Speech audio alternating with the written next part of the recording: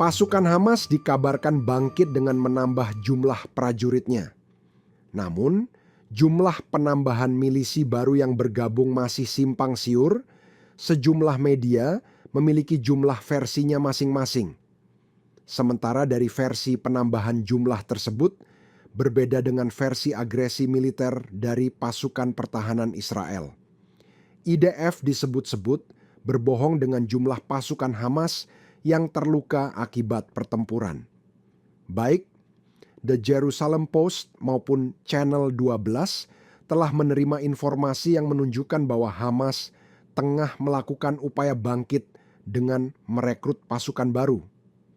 Channel 12 mengatakan pada Rabu, 1 Januari 2025, malam bahwa Hamas memiliki sekitar 20.000 sampai 23.000 pejuang bersama dengan Jihad Islam. Informasi yang diterima The Post dalam periode terkini menunjukkan jumlahnya mendekati sekitar 12.000. Fluktuasi liar dalam angka-angka tersebut menjadi lebih mencolok jika dibandingkan dengan angka-angka sebelumnya yang dikeluarkan oleh IDF atau Perdana Menteri Benjamin Netanyahu.